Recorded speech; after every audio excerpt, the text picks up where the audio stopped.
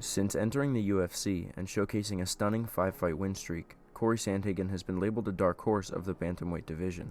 Let's be honest, the bantamweight division is the best the UFC has had to offer in recent years. Most divisions are held up by dominant champions or a multitude of issues causing the title picture to be chaotic and unclear. If we take a look at Cory's record, he's had 3 losses in the UFC.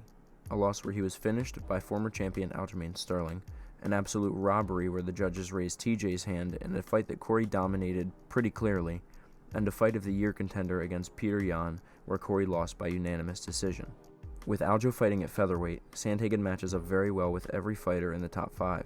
Cory already has a dominant 5-0 win over Marlon Vera. Let's be real, nobody wants to see that fight again. Cheeto doesn't even want that fight. He got dominated pretty clearly and lost 50-45 that whole fight.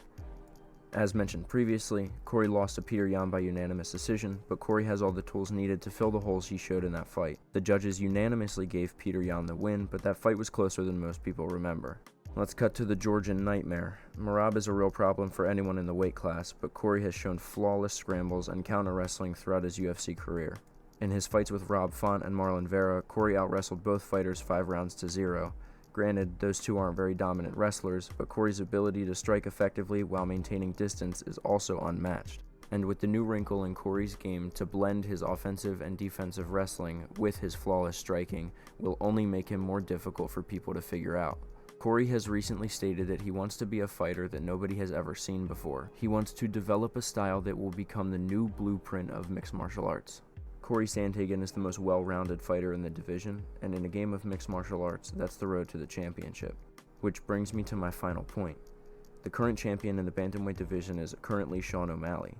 Cory Sandhagen versus Sugar Sean O'Malley seems to be a striker's delight, but I don't think this fight will be all that competitive. O'Malley has a good ground game, better than most people know, but the way Cory has been showcasing his offensive and defensive wrestling in recent fights, the Sugar Show could be in trouble. Cory Sandhagen has all the abilities to get the gold one day, regardless of who the champion is when he challenges for the belt.